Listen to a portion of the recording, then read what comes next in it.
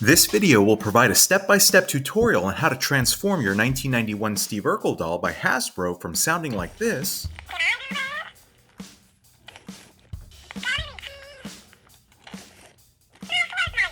to sounding like this. Boy, am I hungry. Got any cheese? Oh, no problemo. I'll just pour a glass of milk and wait for it to curdle. In today's Retro and Rare Unpacked exclusive, starring the 1991 Steve Urkel doll by Hasbro. But first, a critical warning.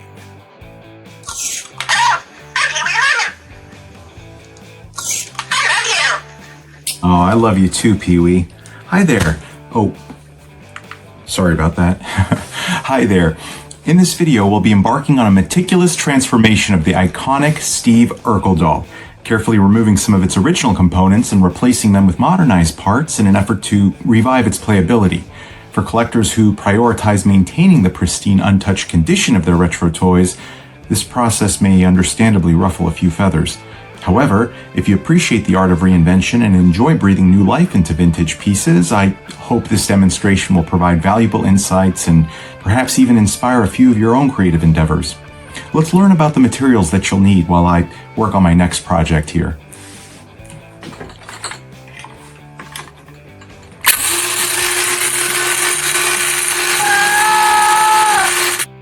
For this project, you'll need one crafting knife, a pair of sharp scissors, a voice recorder, the kind they insert into teddy bears and other stuffed animals, industrial strength Velcro strips, a flathead screwdriver,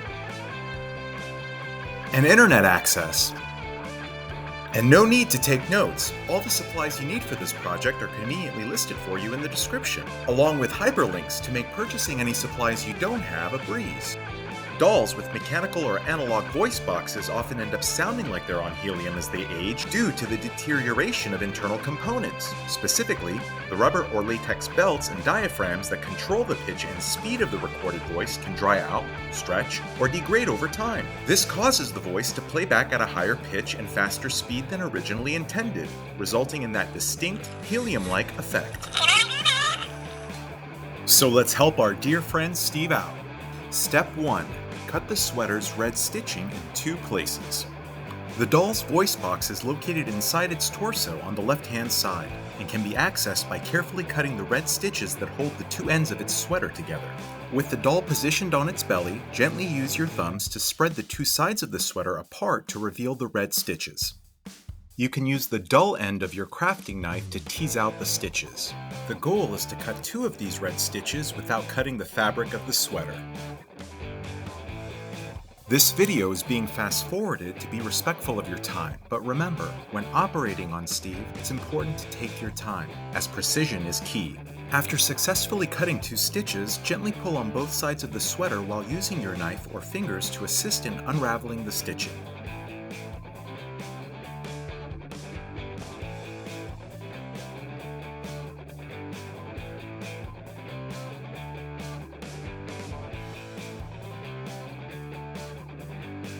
Once you spot a blue piece of fabric, which is part of Steve's high-water pants, it indicates you've reached the end of your stitches, and there's no need to unravel any further. Step 2. Cut open the voice box sack. After successfully cutting open the back of Steve's sweater, you can sift through the packed cotton until you find a white fabric sack. Inside this sack is Steve's voice box. Use your scissors to cut a small slit in the sack. After you cut the slit, you'll see the voice box, which is a peach-colored plastic device. Then use your crafting knife to carefully enlarge the opening. The slit needs to be big enough for the voice box to be easily removed through it. Be careful when cutting through the sack, as you want to ensure you do not accidentally cut the fabric of Steve's sweater. Step 3. Remove the pull string ring.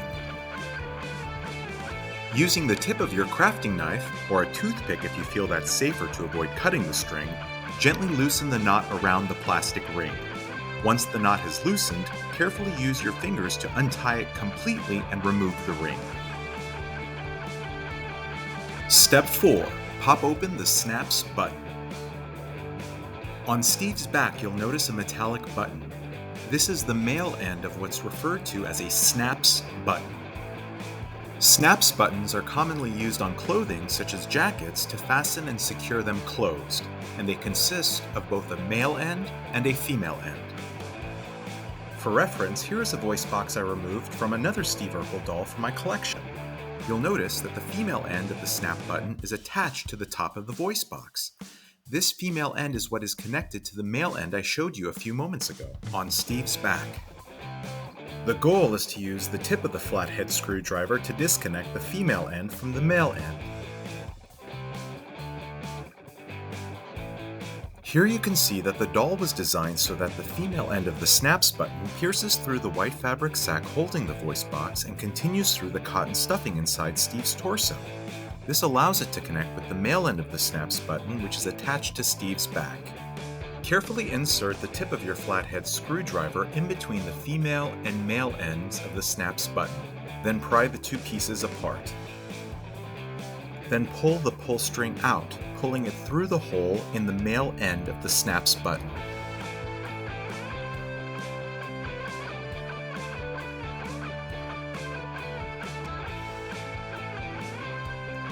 Then pull the pull string through the layer of cotton.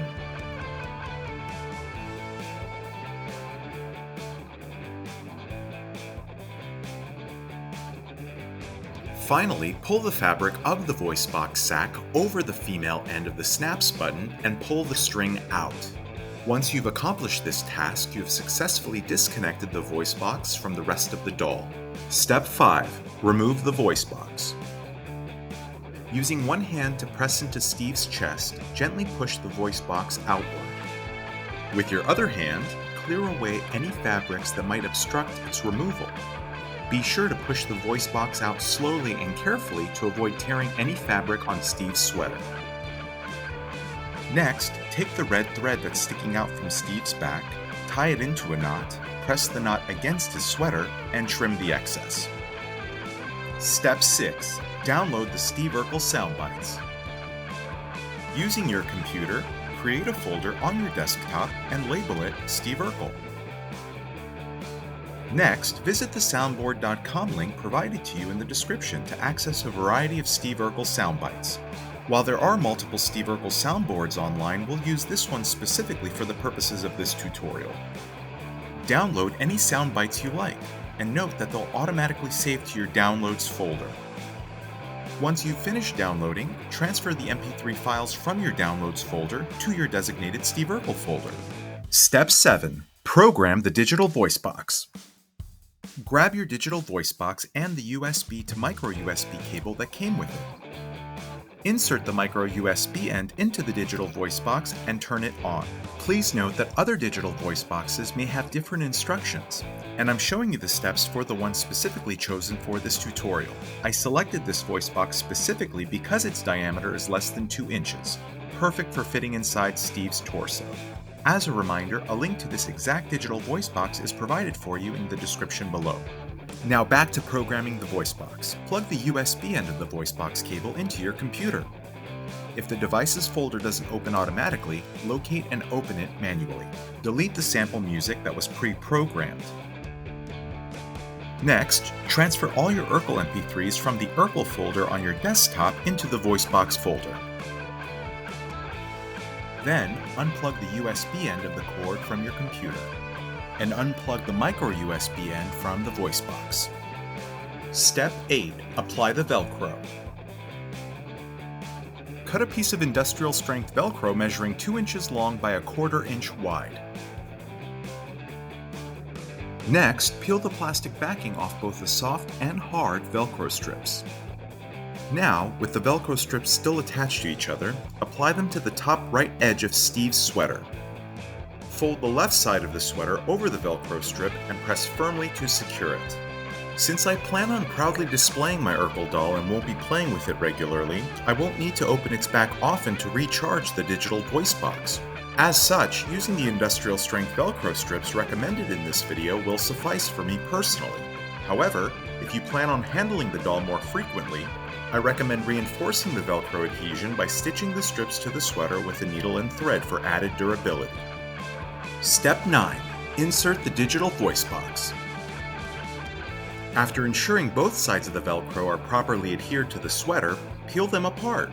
With the speaker side of the voice box facing outward, so that Steve's voice projects through his chest, insert one side of the voice box in first.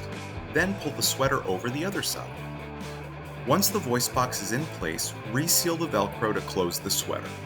It's important to note that since the dimensions of the new voice box differ from that of the original, you may need to adjust the cotton inside Steve's torso or add extra cotton balls to ensure his posture remains intact. Step 10. Time to have some fun. Say, you have a spare accordion? We can jam. Steve Urkel at your service. Oh, no problemo. I'll just pour a glass of milk and wait for it to curdle.